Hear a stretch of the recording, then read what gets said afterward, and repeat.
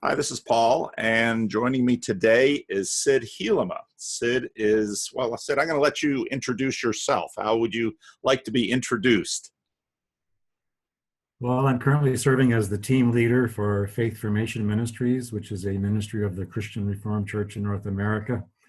I kind of see it as one of the final seasons of my working life, so to speak. I've served as a professor at Dordt College and a professor chaplain at Redeemer University. And it's a lovely calling to, at this stage of my life, be developing a new ministry for the denomination. So what is faith formation? Well, the verse that I'm always drawn to is in Galatians 4, where in exasperation, and I picture Paul almost throwing his hands in the air, says to the legalistic Galatians, "Don't you know that you are my dear children, for whom I am again in the pains of childbirth until Christ is formed in you?" And I just love that cry of the heart. And ideally, I think it should be called Christ formation, but I understand why it's called faith formation. And it's both personal and communal, that we're called as communities to be transformed into the image of Christ for the good of his world. Mm.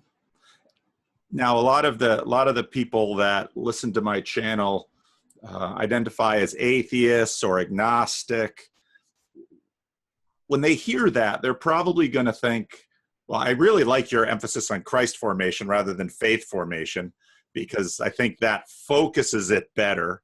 But what do you mean by being formed into Christ? Well, first of all, Christ, there's Christ in Jesus and that whole complicated thing. But so what do you mean being formed into Christ? Well, I love Paul's language of... This Paul is the Apostle Paul from the New Testament? Right, the Apostle Paul. We're at a number of points, most notably in the Colossians chapter 3, he speaks of dying to the old self and putting on the new self. And I find it fascinating that a very popular speaker today, Jordan Peterson, uses that similar language as kind of central to our walk, though he doesn't come at it as an explicit Christian, so to speak, but just recognizing that we are born with a goal in mind, to recognize that there's a lot of brokenness within us, and that it's important for us to be introspective, inward looking, to see those things in us that are called to die or to be diminished, and to recognize that to be fully human. I love the phrase from Irenaeus, a second century church leader, where he says, "The glory of God is seen in humankind fully alive." And so I believe faith formation is that journey of recognizing the brokenness in oneself and putting on what the scriptures call the character of Christ or the mind of Christ, growing in what the scriptures call the fruit of the Spirit of love, joy, peace, patience, kindness, goodness, faithfulness, gentleness, and self-control, that sort of thing. And if we were to translate that into, because we are going to talk about Jordan Peterson, that's the conversation we're going to have today, but in kind of Petersonian language, he often uses to get rid of the dead wood. And so that would be the taking off, getting rid of that dead wood, burning it away, and then the new growth, which is the growth into Christ. Talk a little bit more of that burning away. What does that look like? What does that feel like? That sounds painful. Well, it is painful. I love the way C.S. Lewis describes it in Mere Christianity, where he's actually quoting a friend of his, where he says, "Imagine that you are a house under construction, and at first it seems like kind of a fun little project going on, and then you realize that walls are being ripped out and such things."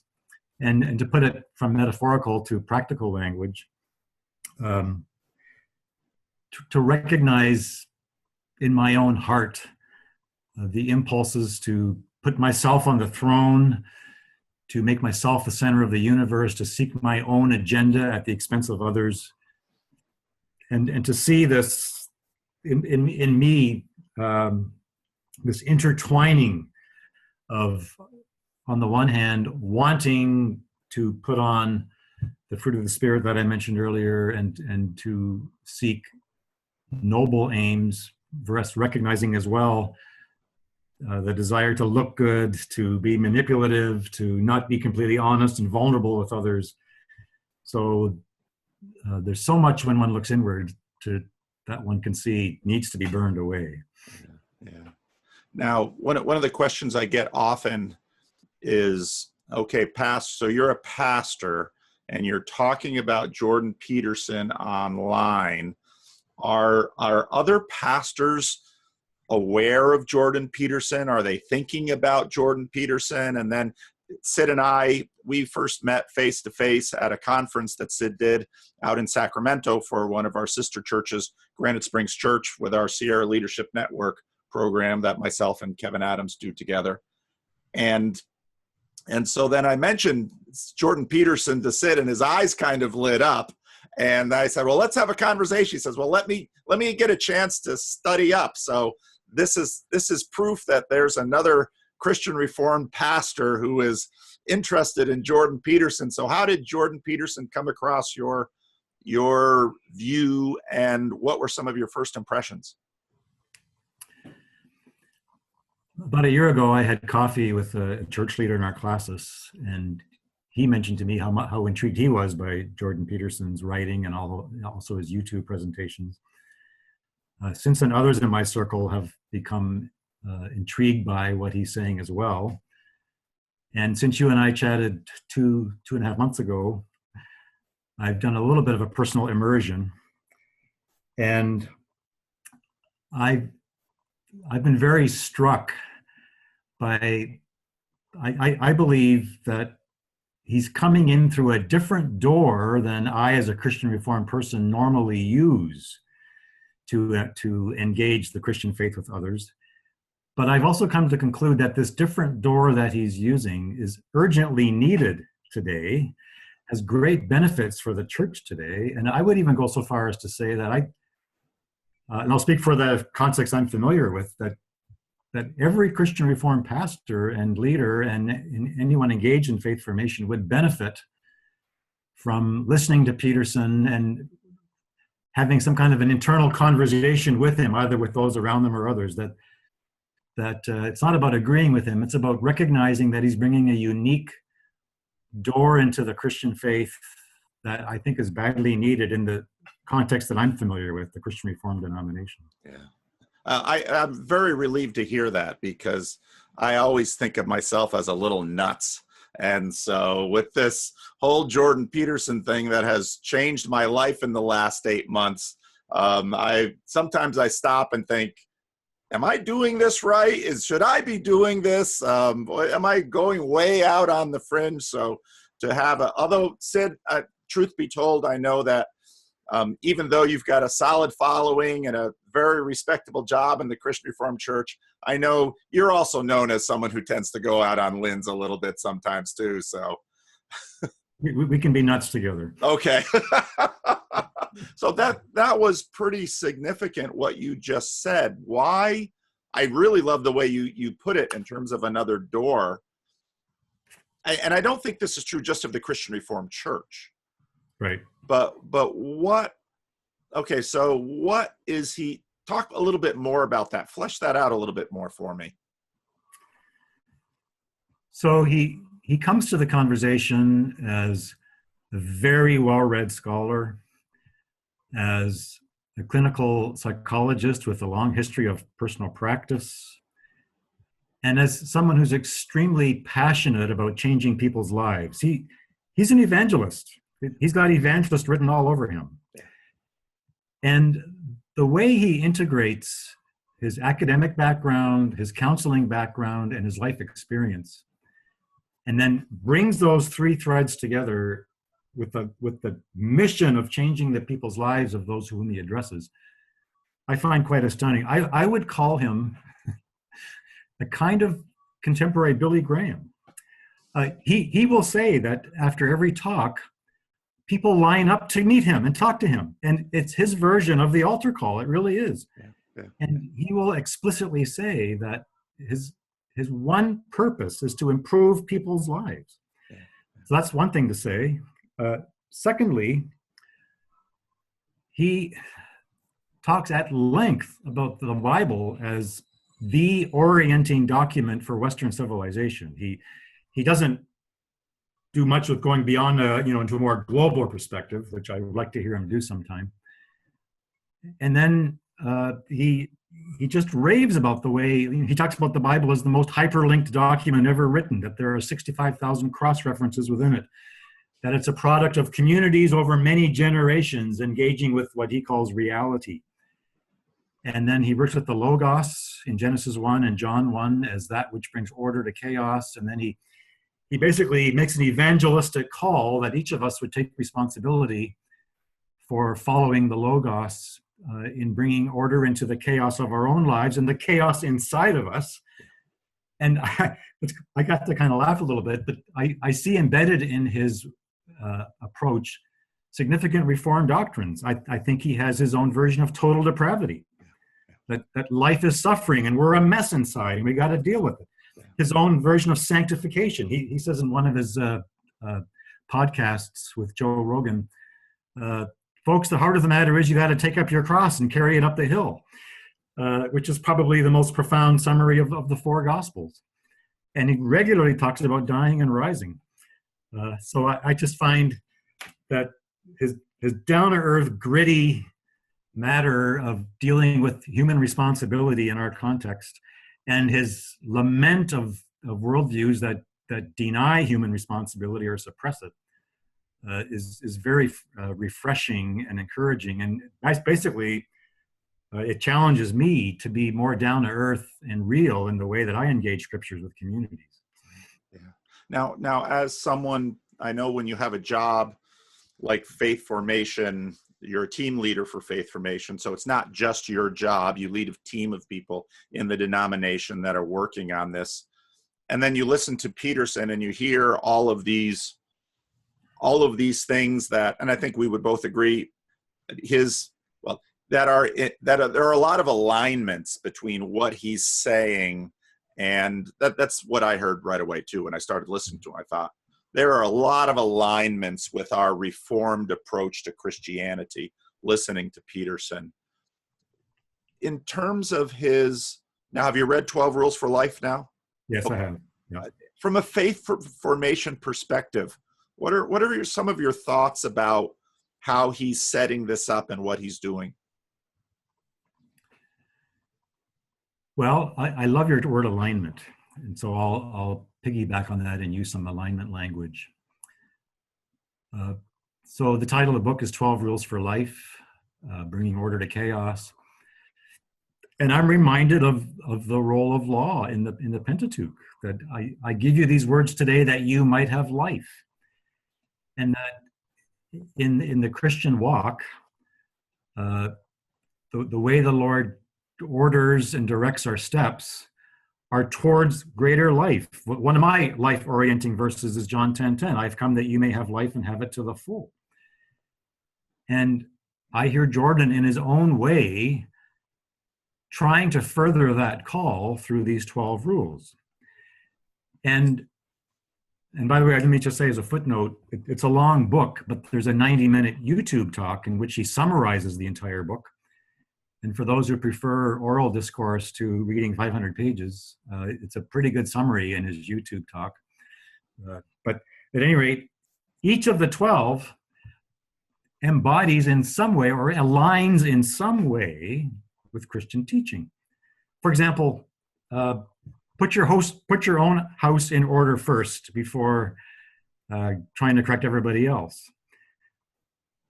It's in the Epistle of Peter, right? Judgment begins with the household of God. It's all over the scriptures. Our primary task in the Christian life is to align ourselves with the heart of God and do the work that entails. Or I love the one where he says, don't compare yourself to others, compare your present self to your past and future self. And that, again, to me, it's a version of 2 Corinthians 3, that we are being transformed from glory into glory. Or John 21, where Peter, this little comical ending to the gospel, right? Peter says to Jesus, what about him? And Jesus says, don't worry about him, you just follow me. So I can find echoes of scripture in each of the 12 rules that Jordan lays out. Mm-hmm. So when you think about, well, one question I've had from people, because again, it's hard to get in touch with Jordan Peterson because now he's so immensely sought after, and I'm easier to get in touch with Jordan Peterson, so people bring their stuff to me. Right. One of the questions I get often from pastors and people who are interested in this is they say, could 12 Rules for Life be used as a book study in a church context? What are your thoughts on that? I would say absolutely yes. I actually spoke with someone last month whose church did that. They convened a group of about 10 people and went through it chapter by chapter together. And I think I would just add this. I would encourage any church group that does it to appoint someone or rotate or whatever, that for each chapter, someone does what you've called the alignment work. That says, oh, here are significant ways in which the teachings of this chapter align with biblical teachings. And here are perhaps some divergences that we might want to be aware of. I find out another one of my life verses, which by the way is also significant for Jordan Peterson, is that Proverbs 27, is iron sharpens iron, so one person sharpens another. And he has said too that his goal in his teaching is to learn from his audiences, that he's continually eliciting feedback and noticing things, and that after every time that happens, he revises his own thinking. And I think that's the approach the church needs today as well. And I would encourage church groups to go through the book, taking it as one piece of iron, sharpening our own iron, and then discerning through that sharpening where we might benefit and where we might say, well, no, I don't think we want to go there, which to me is what a big part of what following Jesus involves. Now, another, probably the most common, so I get a lot of email now from people who are watching Jordan Peterson, and they've tried sending an email to Jordan Peterson, but again, there's millions of people that want to talk to him, but just a tiny group of people want to talk to me. And so they send me emails, and the most common question I get, most common story I get is something like this. I was an atheist, and I, maybe grew up in the church a little bit, just a tiny little smattering of Christianity presented to me. And then, my parents got a divorce or something. So we didn't go to church anymore. And so then I've been living my life, and now they're somewhere in their 20s or their 30s. And, they've listened to Sam Harris and, this reason scientific, that was all. But now they're not yet in middle age yet. They're reaching the end of their 20s. They're getting to 30, and they're listening to Jordan Peterson. And they are not so sure about this picture of the world that says everything is facts, and if we get our facts aligned reasonably, we can provide for ourselves the things that we want. In fact, they get to the point of saying, I'm not even so sure of myself that the things I want are necessarily what I really want. Right. And they've gotten a little bit more life experience, or they've in their 20s, they did too many drugs, they were promiscuous, and you and I as pastors understand it's a very common story. Right. But so now they've been listening to Jordan Peterson, and they hear what he's saying, and they say, I'm interested, I'm curious about God, I'm curious about the Bible, and I kind of want to believe. What should I do next? So if someone sent you that letter, said, what might be some things you might respond with? Well, one of my takeaways from Paul's missionary journeys, the Apostle Paul in the book of Acts, which is in the New Testament, is that whenever he came to a new community, he tried to discern what the common ground was between the message that he brought and what was living in that community. And I think that's a very important conversational principle. So if I received an email like the one that you just mentioned, I would begin by inviting the person to expand on what they said in their email. I would, if they were local, I would find a coffee shop. If they weren't, we'd try to Skype or whatever worked best. And say, hey, you got an interesting story here. Please fill out your story. And if your story includes a journey with Jordan Peterson, just describe what it was about what he said that especially hit you in such a way that you knew you needed to take a step of some kind. And so filling out, expanding the desire, the impulse that led to the conversation. And then going back to your alignment word, when someone is in that place of religious, spiritual searching, there will be things said that will line up in some way with something in the scriptures. That's inevitable. And probably there will be something in what touched them in Jordan Peterson's writings or talking that also in some way lines up with something in the scripture. So I would get kind of a four-sided conversation going between the person, myself, what they heard in Peterson and what I hear in the scriptures, and try to connect the dots. But my own MO is to be very slow, very gradual, to flesh out each of the dots as much as possible first, so that some form of trust imbues these four dots so that there's a foundation to gradually deepen the discussion and connect the dots in deeper ways. That's really helpful. This is why you're the leader of the team. Now, another question that I get often, and this is harder for me, is that they'll write me from someplace in the US and Canada, or sometimes someplace in the world. Yeah. And they'll say, one of the things that I need help because, obviously, I can do this with some people, but each of us only has a limited number. And so then what I try to do is I try to find someone who's preferably local, again, because face-to-face is far better than Skype. Yeah. Where you can hopefully establish a relationship where there can be some kind of repetitive rhythm, because for human beings, that's really foundational. And I'm sure in your faith formation, it's not, boom, here's one thing. It's, we have to talk about formation involves routine and rituals and healthy habits, so on and so forth. Yeah. And so then the natural thing for me is to say, is there a church? Now, I think you and I both know once we mention church, we open up a field which is, people say, oh, I love diversity. Well, when it comes to the church, we got diversity because there are churches of unimaginable varieties and near infinite idiosyncrasies in the world. And so someone writes me from some obscure, yesterday I got a letter from a guy from Italy, and he's trying to sort this out. It's like, oh boy, Italy. No Christian Reformed churches in Italy. I almost always start with a Christian Reformed church because that gives me a baseline. There's some things I can assume about Christian Reformed pastors that I have a lot of confidence in because this is my tribe and we know our people.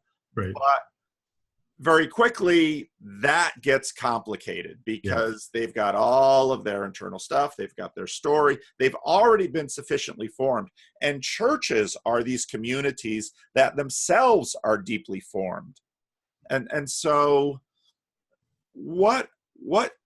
probably another question I get asked repeatedly is, how do I go about looking for a church or a pastor or a person that can help me on my next steps to, and again, people aren't saying, I want to be a committed Christian. They're exploring, okay? And I'm on the same page as you. When people come to me, I'm not going to corral you into anything. I want to explore with you, okay? Yeah. It's not my job to take over your project. It's my job to assist you in your project. So with that whole church question or finding a mentor, how would you respond to that question? I think generally I would first try the mentor route before the church route. It's basically one significant insight of our time is the deeply relational character of spiritual companionship. And ideally, that spiritual companionship happens in church communities. And if you've been part of one for a significant amount of time, it's much easier to find it. But to walk into a church for the first time as someone very unsure of one's beliefs and not understanding how worship services are structured and why A follows B and C and so on, that all know stories of where that has been powerfully used by the Spirit to call people to Him, call people to the Lord. But as a rule, I would try to begin with a one-on-one mentoring relationship of some kind, and I think I might even, well, like you, I would say, who do I know in that person's area that I could at least contact and say, here's a story. Is there someone in your community that you're aware of that would be willing to have coffee with this person? But yeah, Italy, that presents unique challenges. And then I would hope and pray that some kind of one-on-one relationship would eventually lead to a church connection.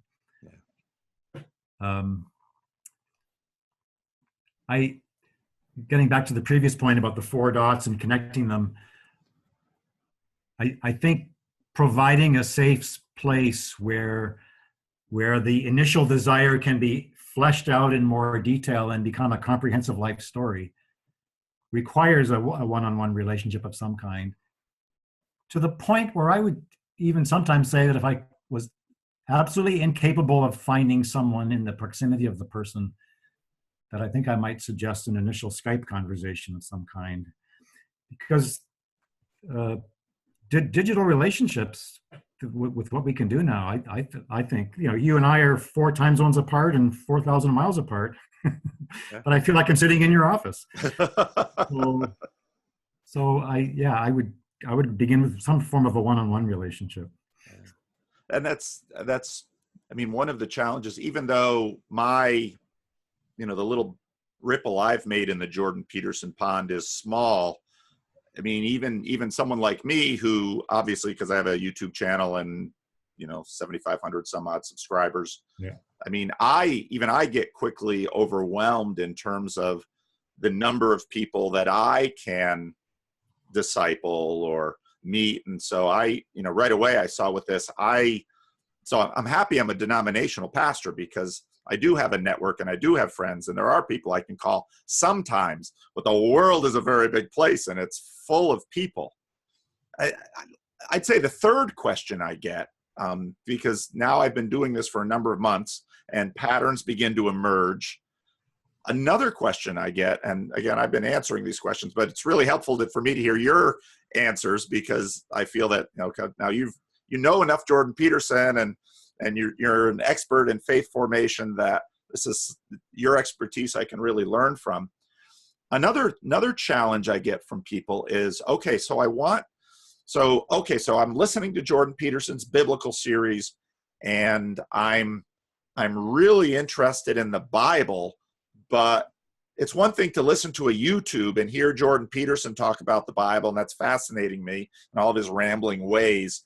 But when I sit down with this book, oh my goodness, it's huge and it's strange. And how can I kind of start with that? Do you have any suggestions or recommendations for people on that score? Well, I think this brings us back to your previous point. Why do we think of the Ethiopian eunuch, right? And the Spirit saying to Philip, this is also in the book of Acts in the early days of the church, where a visitor to Jerusalem was going home and he was reading some verses from the book of Isaiah in the Old Testament, and was utterly baffled, confused, didn't know what to do with them. And a Christian teacher was nearby and heard a voice inside him say, go and talk to that guy, he needs your help.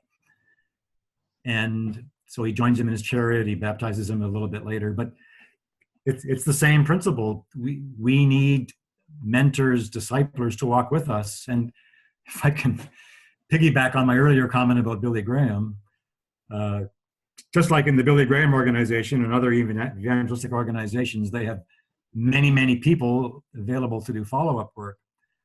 I wonder if a new role in the Christian church today might be something called digital disciplers, where we're recognizing that there are new ways in which the gospel, or the pre-gospel, and I think I would call Peterson's stuff pre-gospel, preparing the soil for the gospel, that there are fresh ways in which these words are getting out, and now we need fresh ways of building on what this work is doing. And so imagine I don't know, I'm thinking out loud now, but imagine if in Faith Formation Ministries, we developed a bit of a guideline for how congregations might cultivate a team of digital disciplers.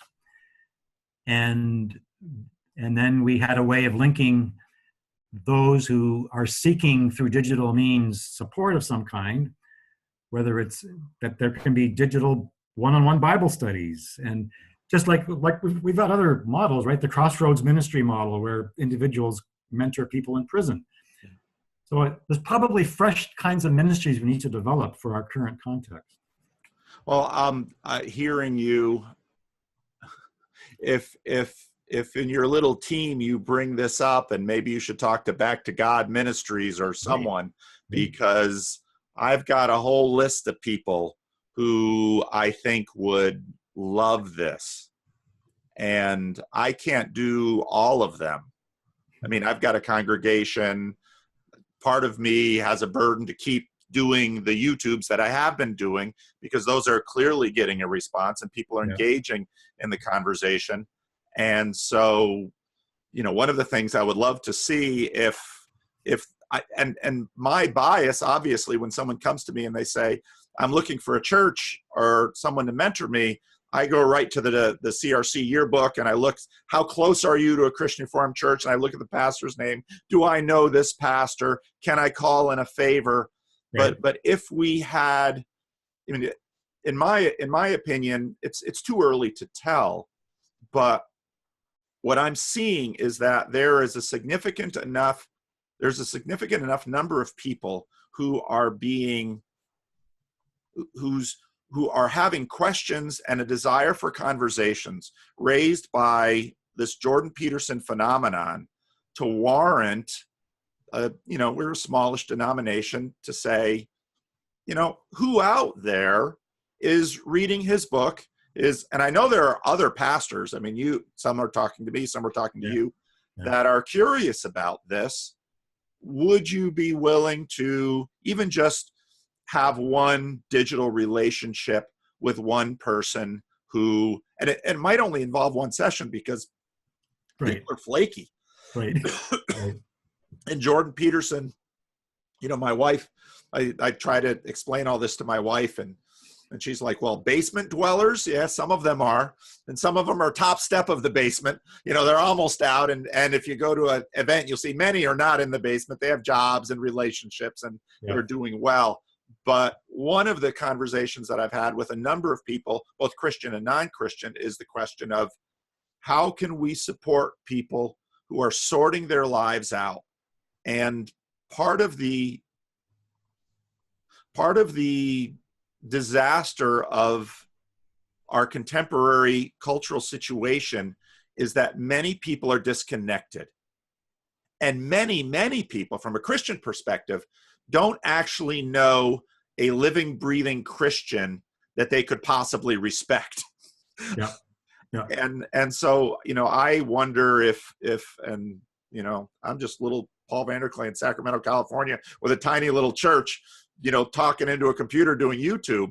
But I would love it if we as a denomination had at least some people could, contact me and say, I'd be willing to disciple someone. And even for a pastor, I think this would be an amazing experience because, as you well know, if you're discipling someone or mentoring someone or whatever word you want to use for that relationship, the person who's doing the mentoring often learns at least as much as the person who's receiving.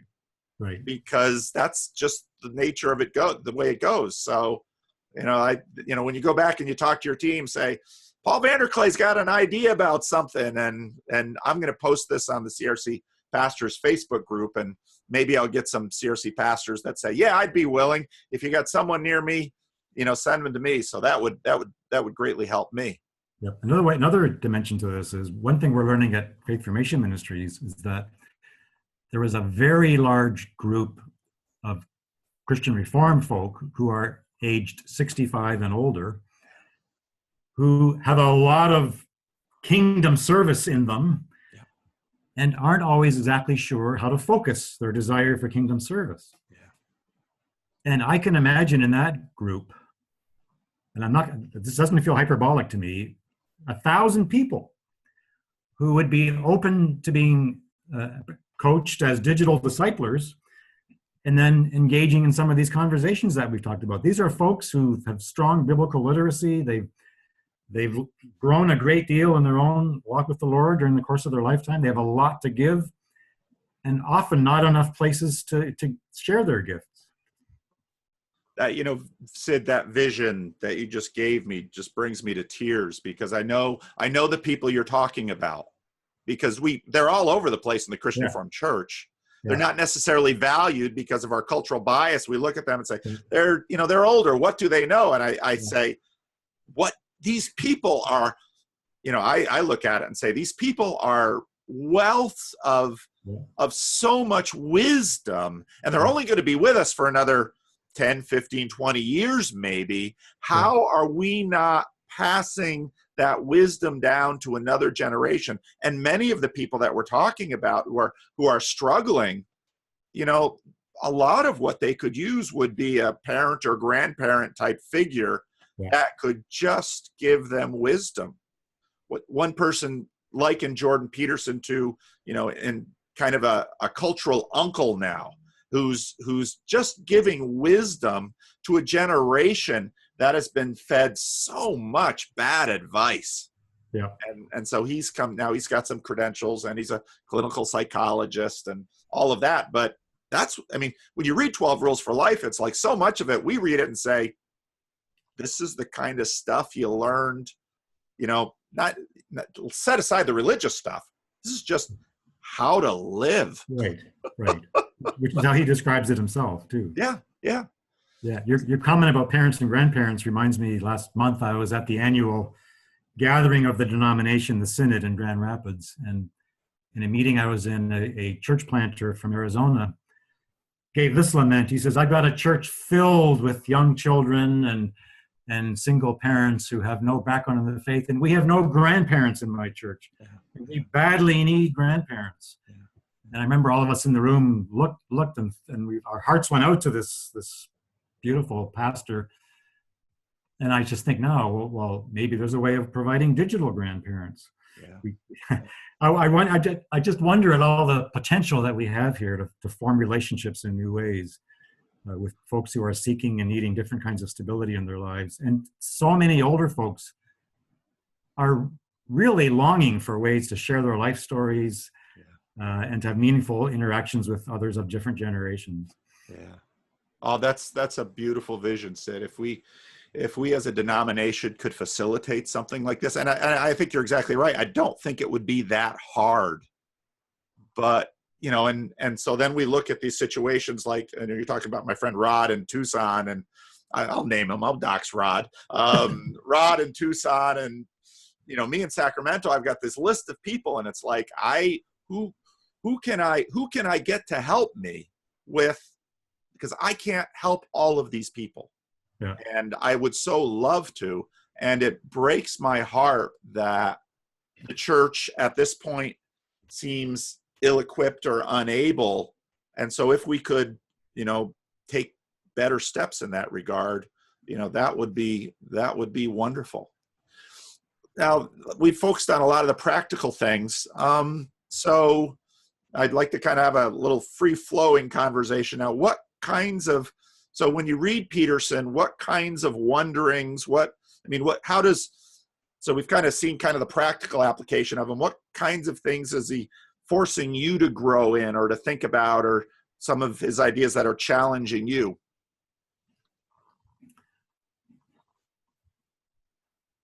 Well, I'm really moved by his ability to name things clearly. And like he said in one interview that every page of Rules for Life went through 15 drafts. For him, getting every word right is very important. And what that discipline has done for him, he has learned skills in naming the emperor's clothing in places where like a big part of his project is to unmask ideologies that he feels lead to death.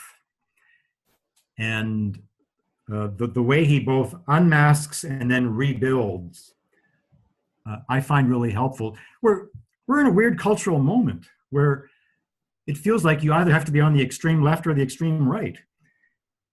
And there's no in between, and there's no way to have a significant, calm conversation between those extremes. And I don't feel the need to agree with him. And just a little footnote here.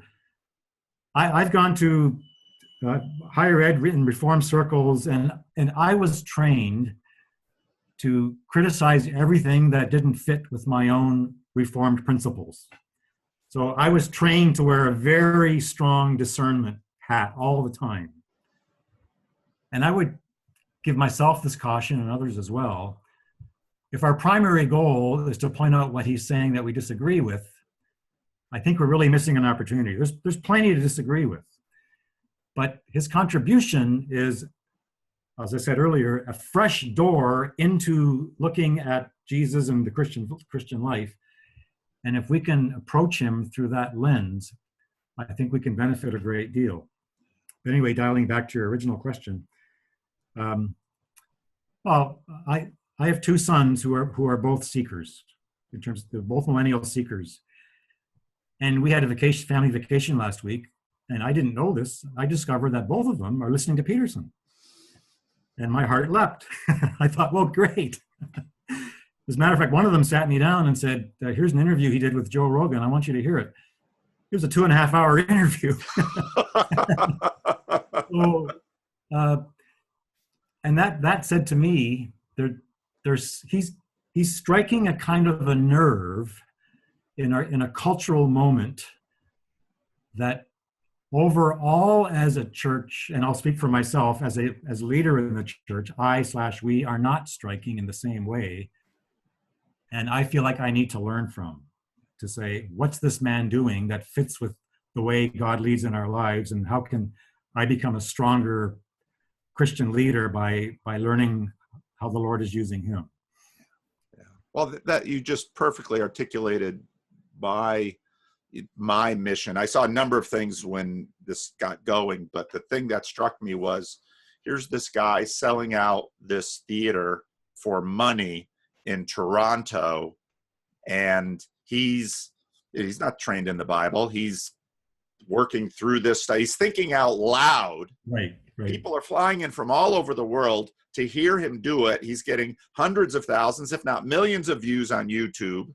Yeah. And how many churches don't I know that have empty seats? Right. And how many young people don't I know? I have, one of the things that I started doing is I have a meetup, a Jordan Peterson meetup that meets here at Living Stones. And we had our 10th meeting last night. And people have a variety of backgrounds in that meetup. But, one of the individuals said, I grew up in church. And I heard this thing they called the gospel. And I had no respect for it. It didn't, it just seemed wrong. And so I left all that. And I started listening to Jordan Peterson. And, well, I'm pretty sure what I heard in the church wasn't right. I know that. But I'm starting to look for what was Jesus saying, and how can I fit that into my world? And I hear that and I think, okay, so you have this Canadian professor of psychology out of University of Toronto that made a name for kvetching about pronouns and this is what's getting you to rethink Christianity. I'll take it. Yeah, absolutely. And I should learn from him. Yes, me too. Yeah. So do you have any questions, or, I mean, I want to give you a chance to. Well, I'm fairly new to listening / reading Jordan Peterson's work. Uh, it's interesting. At one point, he says he doesn't go to church, but he does believe it's good that there are places where people gather regularly to reflect on their life trajectory and be encouraged to continue growing / developing as a human being. I mention that because he focuses very much on the individual, and partly because he sees that group identities on the right and on the left have morphed into ideologies that are not life-giving.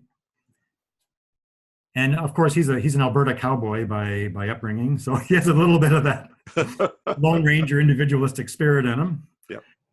But at the same time, the theme that he says over and over and over again is, if you want to benefit someone else's life, get your own house in order. That there's a symbiotic relationship between personal responsibility and corporate benefit. And so I'm curious to see, as his own thinking develops, which it is continually doing, if he will more intentionally add a corporate dimension to his thinking, which of course, because currently it's so individual centered, which he believes is important because individual responsibility is key to his worldview. But I wonder if you'll come to see that, but we need a community in order to really sustain the journey that he suggests we take. It reminds me of David Brooks, who 2 years ago published that wonderful book about character. And as soon as it was done, said, I wrote one huge omission here. I forgot about the role of community. And that's got to be my next book. And again, David Brooks is also a kind of a pre-evangelist kind of writer in our culture. Yeah, yeah. So there's some parallels there, I think. Well, you've just, so we have this meetup, and this is a point I keep making at the meetup. I keep making on my videos. And when you said Billy Graham, I don't know if you've watched any of my videos. Just watch Peterson's videos for now. You don't have to watch my videos, but my videos are thinking out loud. But Right. you know, I was very much tracking with you because as a pastor, I know you can preach an amazing sermon, and someone can be brought to tears in your church, and they'll come up after and they'll say, "Pastor, that sermon changed my life." But I, as a pastor, know if you don't have a structure in which to build this into your life, if there isn't a container, if there isn't a group, if there isn't a community, this is why we talk about, this is why the church is so important in terms of Christ formation, because a psychologist should know we are formed by our context. Yeah. So if we say, I want to become that kind of person over there, the question, this is a Dallas Willard thing, of course, the question is not intent. Well, I intend to be that person. The real question you have to ask is, what do I need to do every day to become that person? Yeah. And as human beings, there's a world of things forming us around us all the time, from the media, from the culture, mostly the people we're living with. These are the things forming us.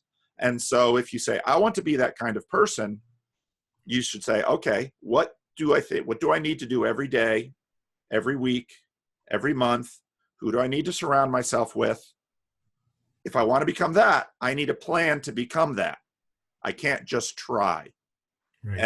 And so when I listen to Jordan Peterson, and I've talked a lot about this in my videos, I liken it. I use the difference between, I got called on this last night because someone said, you keep talking about Jordan Peterson as John the Baptist.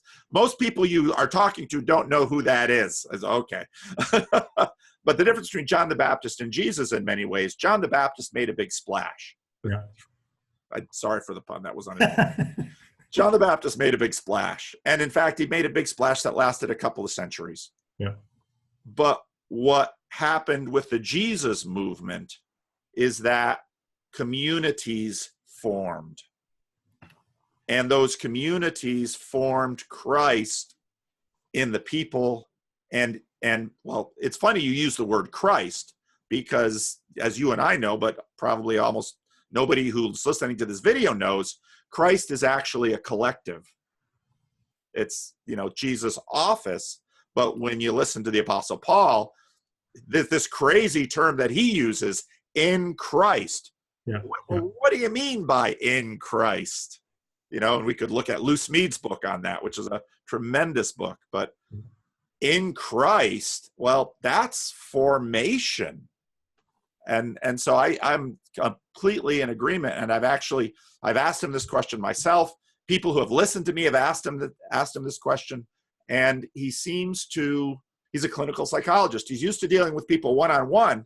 Yeah. But I think a blind side, which is ironic given the fact that he's talking about a lot of formation and context with respect to the culture war, a blind side in terms of his mission is, unlike Billy Graham, who had this organization behind him, Billy Graham understood what it takes to form people and sustain something. Peterson is just kind of out there doing, but there's nothing coming behind him. Right. And I wonder if part of the dynamic is, as he describes his own life journey, he's clearly an extraordinarily self-disciplined person. The way he structures his life is incredibly strong. But I'm not that way. I need a community around me that holds me accountable, that nudges me forward, that reminds me of commitments I've let slip. And so maybe that's part of his blind spot, is that he's so unusually gifted in disciplines. And the Christian life is being discipled, is being disciplined, right? Embodying practices. And I love the way, for example, he says, look, if you're going to set a goal for yourself, make it incremental.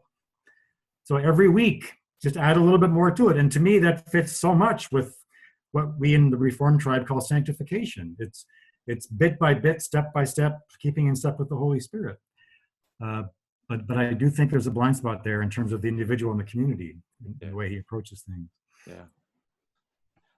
Well, any last things you want to say? You've got, a few thousand people will watch this video probably.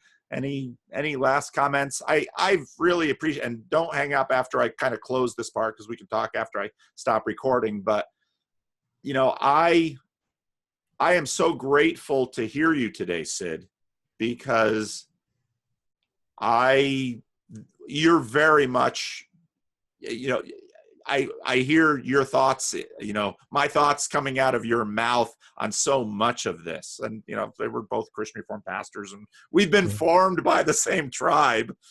And for a lot of people out there who just watch me and know very little about the church, they look at me like, well, you're an anomaly, Paul, because you're a strange pastor. You're not like the other pastors I know. But I want to say, at least, if we can tout our own tribe, that there are many others like us in the Christian Reformed Church and the broader church as well. Yeah. And that it is not the case that pastors are simplistic ideologues that know three things and just annoy people by repeating them all the time and don't actually know how to know and love people. That is a cliche.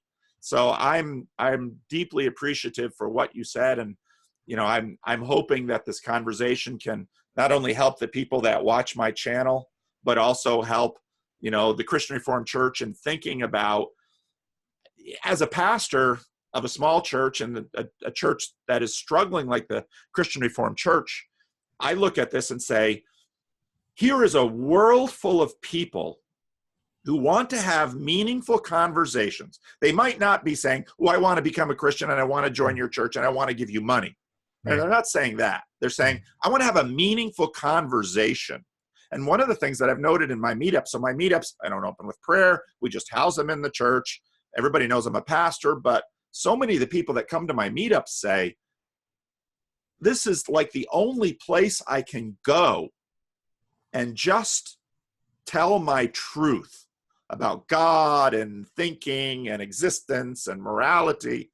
I can just tell my truth with a bunch of other people and just work on it together. And when I'm in that space, I think this is one thing I would always have loved the church to facilitate, but I never could pull it off until this crazy Jordan Peterson thing started happening. And now suddenly I've got so much in my lap, I can't handle it. So this conversation for me has been, it's been cold water to a parched throat. So I'm deeply appreciative of this, Sid. I really am. Well, it's mutual. And just to piggyback on your comment about the Peterson meetup, a little factoid that has really moved me is that a couple of years ago, the Fuller Youth Institute, a few hours south of you there in Pasadena, interviewed 500 high school graduates and asked them, what do you wish your church had done more of as you grew up? And their number one response was, we wish there were more opportunities for deep conversations.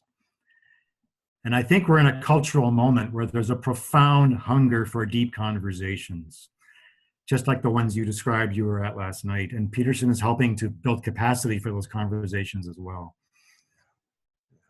Well, so are you. Yeah, to me, because in my group, there are atheists, there are people from just about any background, and they wander in and they've got their own take, but here we can talk. And I think about Paul in, was it, I don't remember if it was Corinth or Ephesus, where he basically had this lecture hall that anyone would come. And to me, I think we've got churches with facilities all over the world. Yeah. Why aren't we doing this? Well, I think many like myself have hungered for it, but it wasn't until, well, we're going to talk about Jordan Peterson. And for me as a pastor, obviously, just like you, when I listen to Jordan Peterson, there's alignment with Jesus. And, oh, so you want to come and talk to me about the big things of your life? That's my job. So, well, thank you so much, Sid. And again, any final things you want to say, or before I stop the recording? No, it was a delight to converse with you, and to find a kindred spirit in terms of how we engage the world, and Jordan Peterson too. Thank you. Well, thank you.